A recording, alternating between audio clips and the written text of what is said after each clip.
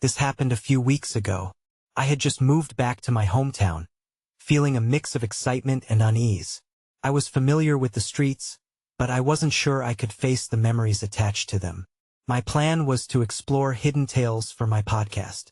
I thought it would be a good opportunity. I remember settling into my childhood home, a two-story place with peeling paint and a yard that was more weeds than grass.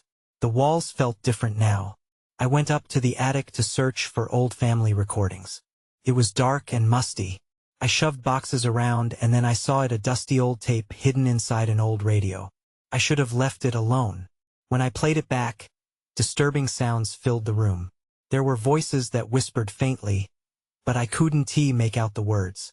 I shivered, chalking it up to a trick of the mind. The moment felt real and I was drawn in. The next few days turned strange. I worked late into the night. I heard noises, like footsteps on the floor below. Each time, I'd stop and listen, my heartbeat quickening. But when I went to check, nothing was there. Shadows seemed to move on their own. Sometimes I could swear I felt someone breathing down my neck. I wasn't too sure if it was just exhaustion messing with me, but it felt too real. The strangest thing? My notes sometimes changed. Ghostly handwriting appeared, phrases I didn't remember writing. It made me feel paranoid. I decided to dig deeper into the stories connected to the tape. I wasn't sure how much I could trust myself anymore. Each night, the pressure built. The lines between history and what I was experiencing blurred. I would sit at my desk with my eyes darting, half convinced someone was behind me. Cold air surrounded me, even when the house was warm. One night, while editing late, I heard a voice again. "Why are you trying to find it?" Chilled me to the bone. My heart raced. I turned to look, expecting something in the dim light. But nothing was there. I felt foolish for being scared. Maybe I was imagining it. But deep down, I knew it was more than just my mind playing tricks. Rational thought slipped away when I saw it. The figure just outside my window. It didn't move. It just stood there, staring. I thought I could make out a face maybe. Couldn't move. My hands shook as I reached for my phone. What was happening? I had to know. I blinked, and the figure was gone. I stood frozen, trying to catch my breath. I glanced out again. Nothing. I thought about the tape. I should have stopped. But the pull was stronger. I could feel it. I wanted to understand. But whatever was in that tape, it wasn't finished with me yet. The next morning, I woke up in a haze. Sunlight spilled through the window, but it felt muted, like a curtain was pulled over reality.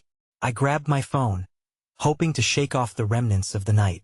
The figure outside my window haunted me, but I pushed it aside. I had research to do. I headed to the local library, hoping to unearth some history about the surrounding area. The librarian was a middle-aged woman named Mrs. Thompson. She always had a kind smile, but today she looked wary. I thought it was just my imagination until she glanced nervously at the shelves. "Can I help you with something?" she asked. "I'm looking into some local stories. Maybe something unusual?" I replied. Her eyes widened slightly, as if I'd said something forbidden.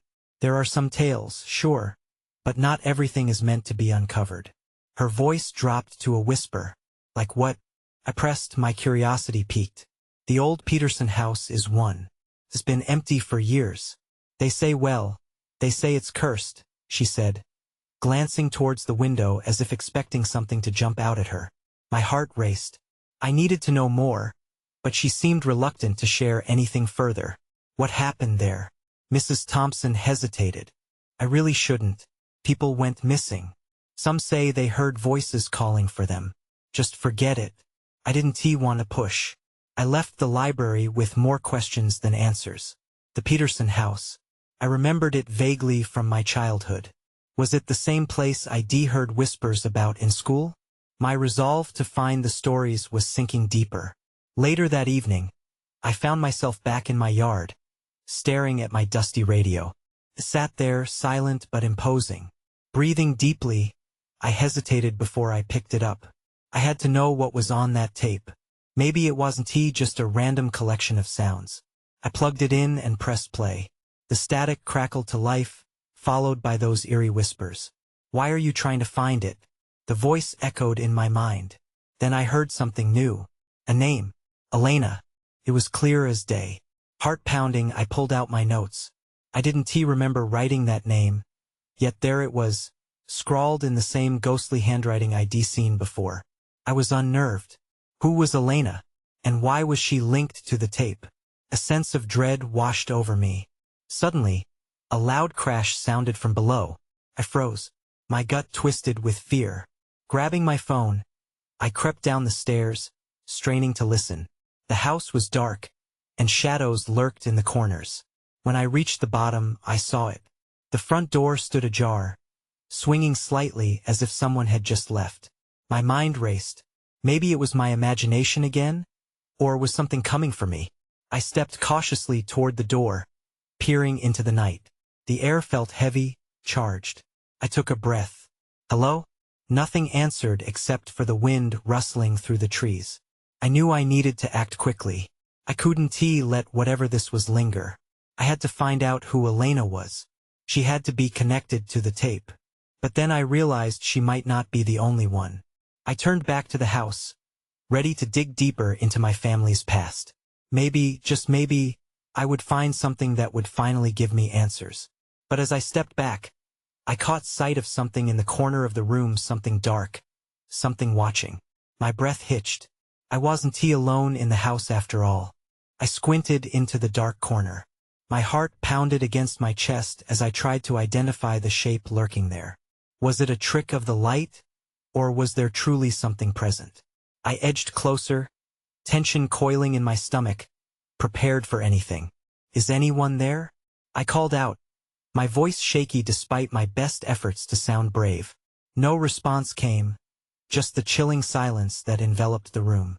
I stepped cautiously, the floor creaking beneath my weight. Just as I was about to turn on my phone's flashlight, I noticed the figure shift. It was subtle, almost imperceptible, but it sent a jolt of fear through me. I backed up instinctively, not wanting to provoke whatever was hiding in the shadows. Then, with a sudden burst of courage, I flicked on my phone's flashlight. The beam cut through the darkness, illuminating the corner.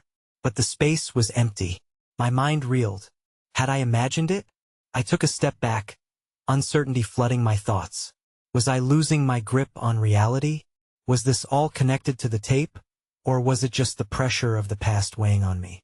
A chill ran through the room, and I felt the air grow colder. I remembered Mrs. Thompson's warning and shivered. Forget it. Those words echoed in my mind. Whatever truth I sought felt dangerously close, yet elusive. I turned my attention back to the doorway. The night outside felt ominous, the world beyond my home draped in shadows. I had to know more about Elena and the house, but I had to be cautious. I resolved to return to the library. Mrs. Thompson might hold more pieces of this puzzle if I could only convince her to share them. I was on the cusp of something important. But before I could leave, a familiar sound broke the stillness. The static crackled again from my radio, jarring me. I hadn't turned it on. Fear washed over me. I stepped toward it, heart racing. Suddenly, through the static, I heard a whisper, a voice that wasn't mine, yet was unmistakably beckoning. Help her. I stumbled backward, the realization crashing over me. The tape, the name Elena, it was all connected, and now I couldn't escape it. I needed to solve this mystery, but with each question I uncovered, it felt like I was sinking deeper into something that I might not be able to escape.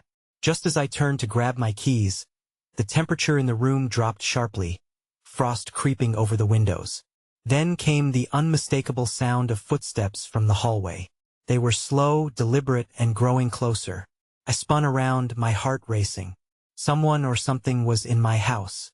I froze, my breath catching in my throat as I listened to the footsteps approach. Each step felt like an echo of my own racing heartbeat. The shadows in the hallway stretched longer, bending oddly against the dim light. Who's there? I called out again, trying to sound steadier than I felt. The whispers from the radio still lingered in my mind, urging me to help someone I knew nothing about. The footsteps stopped. I strained to hear anything else, but silence enveloped me once more, thick and suffocating. I felt trapped, alone in a house that suddenly seemed alive with unseen forces. "Stop it," I muttered to myself. "You're just getting worked up over nothing." I took a couple of deep breaths, trying to calm the rising panic. It had to be a trick of the mind and overzealous imagination fueled by the old stories I'd been digging through. Yet, every instinct in me was on high alert. The hairs on my arms stood up, and a wave of cold swept over me again. I couldn't just stand here. I needed to see what was in my house. Summoning what courage I had left, I stepped down the hallway, keeping my phone's flashlight pointed ahead. The light flickered weakly before settling, casting eerie shadows on the walls. Each step felt monumental, as if I were treading on sacred ground. "Where are you?" I whispered, the words barely escaping my lips. I made it to the living room, cautiously glancing around. My heart dropped when I noticed the curtains billowing slightly, as if someone had just exited through the window. But I hadn't heard any glass shatter or hinges creak. I turned on my heel, scanning the room for a sign. That S when I saw it the front door, usually locked tight, was ajar. A sense of dread washed over me. I had definitely locked it before retreating to the relative safety of my own home. I approached the doorway, the air thick with tension. Do I call for help or investigate? Just as I was about to decide, a low laugh echoed from behind me, filling the air with a sense of dread. It was haunting, unnatural, and it sent chills racing up my spine. "Help her." The radio's voice echoed again, clearer. The hair on my neck prickled as I turned, and that S when I saw her, a figure standing at the edge of the hallway. A young woman with wild hair and eyes that seemed to pierce through the darkness. She looked back at me, her expression a mix of desperation and fear. "Please," she whispered, "you have to help me." Panic surged. I couldn't comprehend what I was seeing. Was this Elena? Before I could respond, the room suddenly plunged into darkness, as if the very lights had been snuffed out. I stumbled backward, my heart racing in my chest, the whispering figure dissolving into the void of night.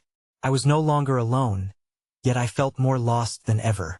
I fumbled for my phone, quickly turning on the flashlight again, but the beam seemed weak and inadequate in the thick darkness that wrapped around me. My breath came in quick gasps, and I felt an urge to scream, but I forced myself to stay quiet. "Hello?" I called out, my voice trembling. There was no response, only an oppressive silence. I felt like I was on the edge of a forgotten world, caught between reality and something else, something sinister. I took a step back toward the living room, my body instinctively moving away from the spot where the figure had stood. "You're fine," I muttered to myself, trying to drown out the fear that screamed in my head. "Just a trick of the light." But deep down, I knew it wasn't just that. The radio's frantic voice rang in my mind, urging me to help someone. I had to know who the woman was. Elena? Determined, I edged toward the front door that still stood ajar. As I peered outside into the dim moonlight, the chill in the air embraced me, and I stepped onto the porch. The night felt alive with whispers and rustling leaves, but no sign of movement lay before me. Just then, a flash of movement caught my eye. My heart thudded loudly as I squinted into the shadows of the yard. I thought I saw something dart behind the old oak tree at the edge of my property. Was it her?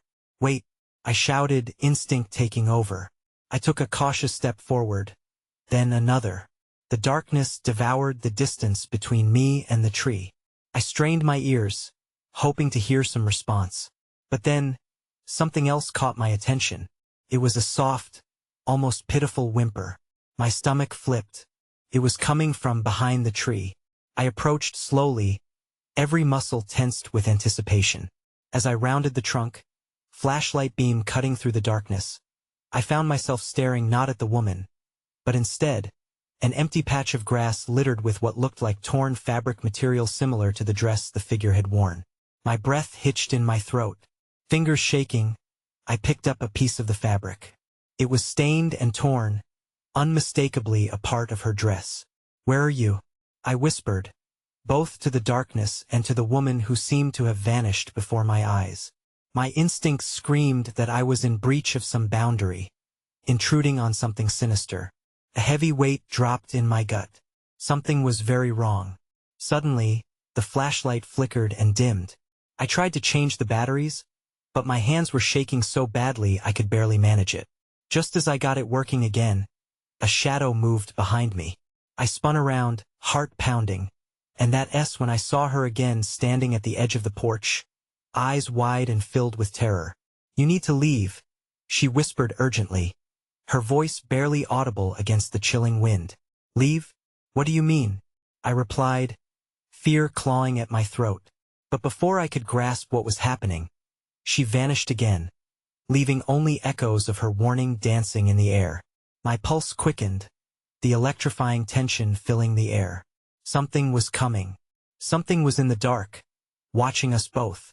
I felt the ground shift beneath my feet as I stood there, grappling with her words.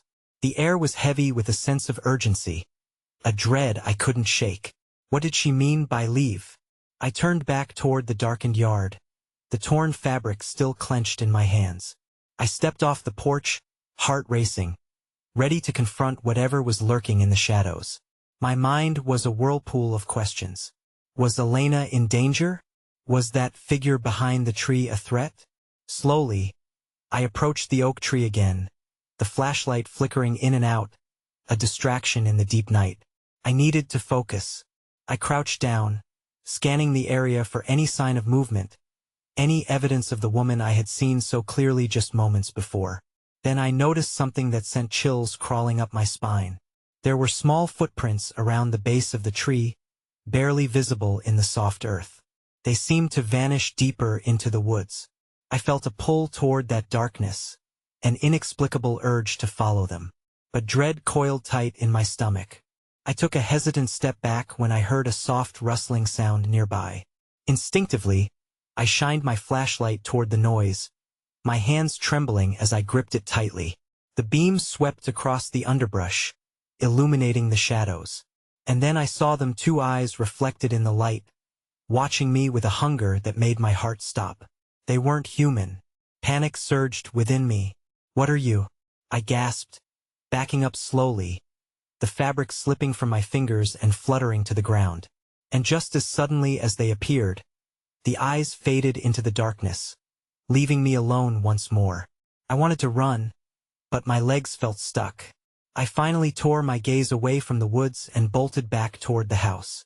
When I stepped back onto the porch, my fingers shook as I reached for my phone. I wanted to call someone, anyone, find help, but there was no signal. No one could hear my cries. I glanced at the open door. It felt like an invitation to the unknown or a prison run by phantoms. My heart raced with every thought, every memory of the woman's pleading expression. But then I remembered the radio's voice. It had warned me, called for help. Suddenly, the flashlight flickered again, and the shadow of the figure flashed across the living room window. I stilled, my breath catching as I turned slowly. There was no denying it this time. Something or someone was in my house. Then everything went dark. The power cut out, leaving me in a suffocating blackness. The wind howled outside, and distant sounds echoed in the air, scratches, whispers, and a low hum that resonated in my bones. I couldn't tell if it was the darkness playing tricks on me or something real, something that wanted me. I had to act. I had to find a way to escape whatever was tormenting me. But the darkness was thick, and I could feel its presence closing in. I took a deep breath and moved cautiously toward the living room, every instinct telling me to keep my guard up. What I would find there could change everything. I stepped into the living room, my heart hammering in my chest. Felt like stepping into a void. The shadows morphed, shifting with every creak of the floorboard beneath my feet. I had to navigate through this abyss, but every instinct screamed at me to turn back. I reached out, hands brushing against the furniture. It was foreign and intimidating. The air grew colder, and I felt a shiver race down my spine. I needed light. I fumbled for my phone, praying that somehow it would have enough battery to guide me through the dark. Suddenly, an unmistakable sound pierced the silence, a thud from the kitchen. My breath hitched in my throat as I froze. It was too loud, too deliberate. I dared to move a little closer, wondering if my eyes would adjust to the dark, if I could catch a glimpse of whatever lingered just out of sight. Then I heard it again, a soft whisper, low and almost musical. The hairs on my arms stood up. "Get out," it seemed to say, the voice layered with both desperation and a strange allure. I couldn't tell if it was part of my imagination or something real creeping closer. I swallowed hard, my resolve hardening. "Who's there?" I called out, the bravado sounding shaky even to my own ears. Silence. Just the echo of my own voice bouncing back at me. Taking a cautious step, I reached the wall and steadied myself against it. I flicked on my phone's flashlight.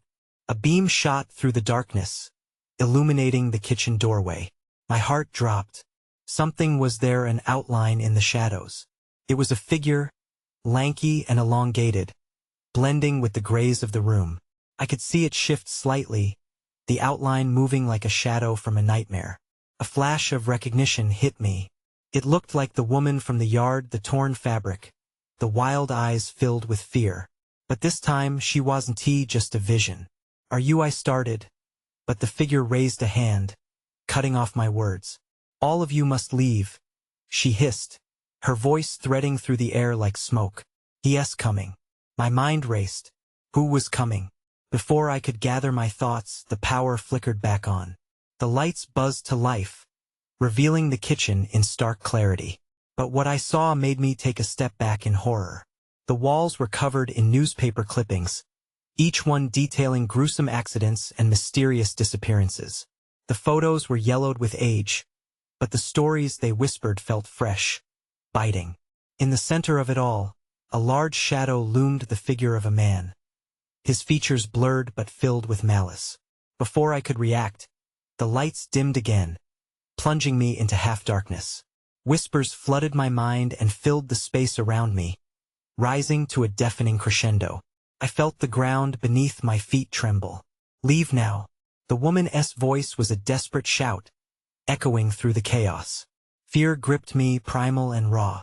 I turned, heart racing yet filled with a daunting need to understand. But just as I bolted for the door, a new sound emerged, a heavy footfall, deliberate and slow, echoing in the silence. The danger was real. I just didn't know how deep it ran. I sprang into action, heart pounding. I didn't want to look back, but I felt compelled to know what lurked behind me. The figure was still there, frozen in the shadows. But the footsteps sounded closer, now harder, more focused. "Get out." The woman's voice echoed again, urgent. I dashed toward the front door, praying it was still my escape route. The doorknob felt cold and foreign in my hand, shaking as I twisted it. "Locked." "No, no, no," I whispered fiercely.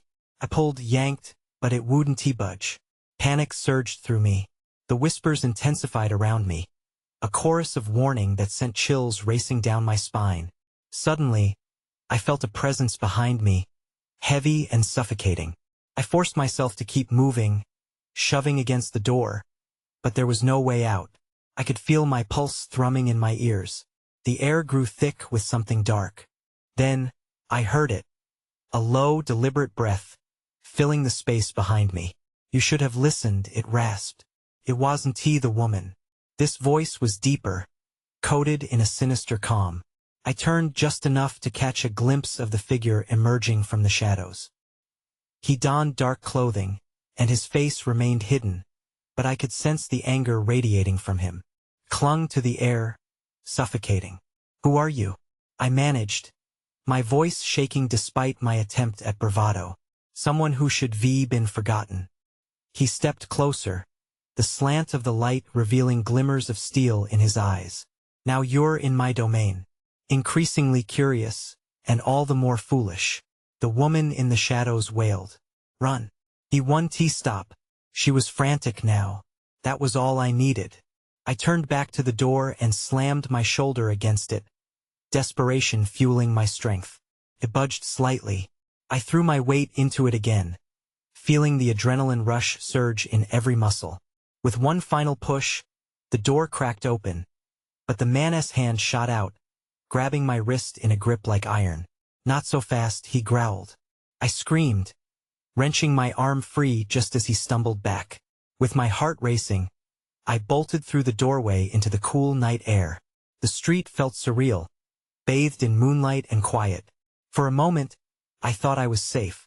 But before I could catch my breath, I heard the door slam shut behind me, powerful and resounding. I whipped around, watching with growing dread as the shadows twisted at the windows, the woman's face fading from view. "Help!" I shouted, but the house loomed ominously, a dark silhouette against the night. Just as I turned to run down the path, I thought I saw something glimmer in the grass. A small object. I hesitated, knowing I should keep moving, but something compelled me to lean down and snatch it up. It was a key, old, rusted, and heavy in my palm. Then, a chilling laugh echoed from the doorway. "I'll be seeing you," the man's voice taunted. My breath caught. I had to get away.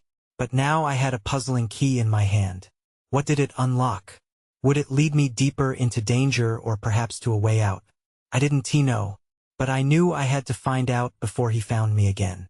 I sprinted down the street, my shoes slapping against the pavement. Each step felt heavy, like I was carrying the weight of my fear with me. I glanced back, half expecting to see him emerge from the shadows, but nothing was there. Just the silence of the night. The key felt awkward in my pocket, a constant reminder of the danger behind me. What did it unlock? My thoughts raced, each one more frantic than the last. I needed to find somewhere safe, a place to catch my breath and figure this out.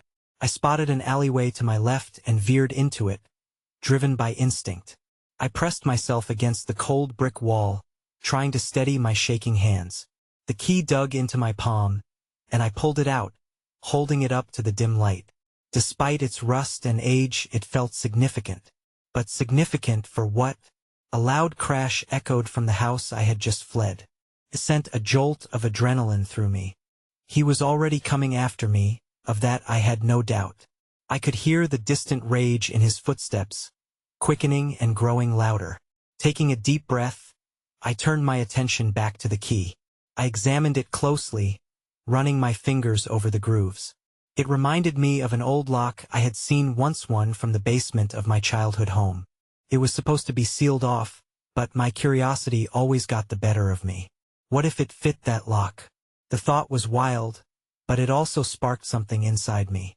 The basement had its own secrets. Perhaps they could guide me now. I glanced around, making sure the coast was still clear, and then decided to retrace my steps. The hairs on my arms stood up as I made my way back toward the house. I fought the urge to run but kept moving with purpose. I stayed close to the buildings, remaining in the shadows where I felt less exposed. The laughter from earlier still haunted me, echoing in the back of my mind. When I reached the house, it seemed to loom even larger than before. The door was ajar, a sinister invitation. I hesitated only for a moment. Couldn't let my fear control me. I slipped inside, closing the door softly behind me. The air felt stale and heavy. Shadows danced across the walls, flickering in the meager light. My eyes were drawn to the hallway that led to the basement door. I remembered that old lock. I needed to get to it. I crept down the hall, my heart pounding loudly in my chest. Each creak of the floorboards set me on edge. I reached the basement door, but my hand trembled when I touched the doorknob. I had to know if it would fit. Slowly, I pulled out the key again and slid it into the lock. It moved surprisingly smoothly. I turned it, listening intently for any sign of the figure, but the house remained quiet. The door clicked open, and I peered into the darkness beyond. "Hello?" I whispered, my voice barely breaking the silence. Then I heard it, a rustle behind me. My heartbeat quickened. Someone was in the house. I spun around, bracing for whatever came next. I could still feel the weight of the guy's rage hovering in the air, and now I was standing on the brink of something worse. I held my breath, frozen in the doorway of the basement, staring into the darkness while the shadows twisted behind me. "Get out," the woman had warned.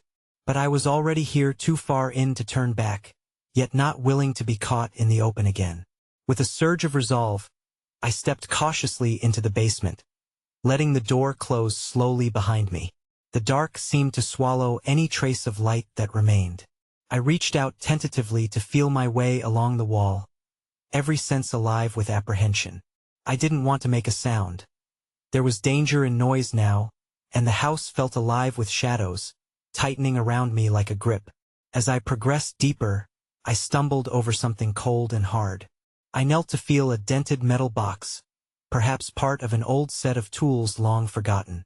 My instincts cautioned me to move on, but my curiosity gnawed at me fiercely.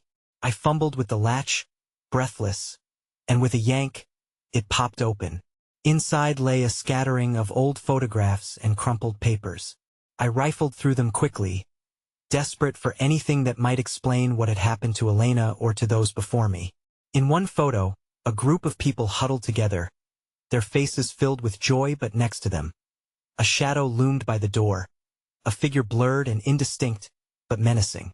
I shivered and turned my eyes away. Felt like they were watching me. The weight of the past pressed down, a reminder of all that had happened here.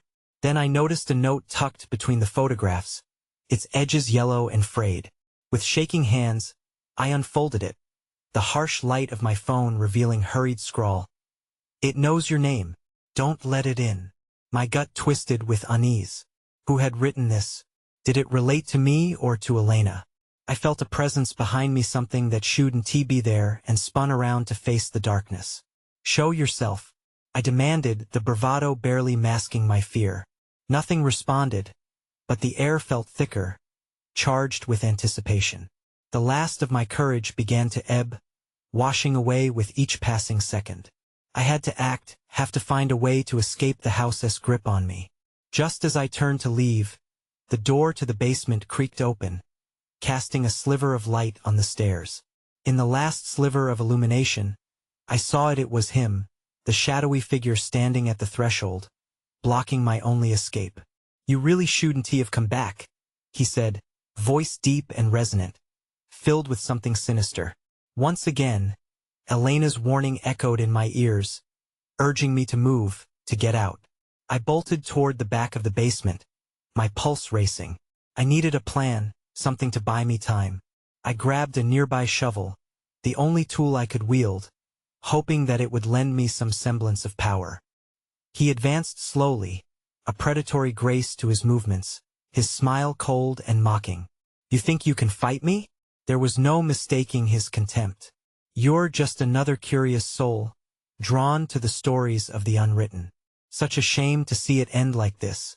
A surge of something primal filled my veins. "You don't own this place any longer," I shouted defiantly. With another crack of intimidation from him, the basement door slammed shut, plunging us both into oppressive darkness. I swung the shovel wildly, adrenaline coursing through me. I could hear him laugh, a chilling sound that sent dread pooling in my stomach. Just then, I remembered the photographs. The spirits behind the faces, their lives interrupted by something dark and evil. Whatever he was, he thrived on souls drawn to this house, just like mine. But there was a way out, I realized. I had to find the link to end this torment. I rushed into the darkness, feeling my way along the walls until I encountered an old wooden beam. Tapping frantically, I searched for a loose board, remembering the stories of secret pathways I'd once heard in hushed voices at school. And then I felt it a slight give. In a burst of sudden force, I pushed against the beam, and the wall creaked ominously, revealing a hidden alcove filled with dust and echoes of forgotten cries. Felt as though I was stepping through history itself. "Stop," he commanded, his voice a hiss like the wind through crumbled bricks. But I pressed on, knowing that I had no other choice. The moment I stepped through, a sudden rush of air enveloped me, colder than anything I had ever felt. It pushed me forward into an endless abyss of dark fabric, shadows swirling like smoke. A loud crash reverberated from behind me, but I could not afford to look back. Finally, I landed on the other side, a dimly lit corridor leading out to what appeared to be another part of the house. My pulse quickened, and I dove down the hall, praying for an exit. Footsteps thundered behind me, reverberating through the very walls of the house. I burst through a door, and the moonlight flooded my senses anew. I was outside, stumbling into the open air, the frightful weight of the house behind me. I turned to look back, panting, breathing heavily, waiting for him to emerge. But silence enveloped the house. The shadows that had danced so vividly now stood still. The air, once filled with whispering, lay quiet. I clutched the key tightly in my hand, heart still racing. What had just happened? Had I really escaped? I could still feel a connection to that darkness, a thread of fear winding through my mind. I stepped back, away from the house, feeling the cool embrace of the night around me. I still didn't know who Elena was or what truly existed in that home. Was it a memory or a warning? I would never be completely sure. But for now, the threat seemed to recede. As I turned my back and walked away, I realized sometimes stepping into the stories can entwine you too deeply, and some questions are best left unanswered. Moving away, I could feel a lingering gaze from the house. The key weighed heavily in my pocket, an itch to explore its mysteries again. I knew I had to leave, and I would, but curiosity always loomed, like a shadow waiting to emerge. I moved toward my car, but even as I drove away, the feeling that I had only scratched the surface gnawed at me. I might have escaped, but whatever was hidden within that darkness was still out there, waiting. And as I looked in the rearview mirror, I swear I saw a flicker of movement in the window. The past was never far away, and I knew, somehow, I was never truly free from its grasp.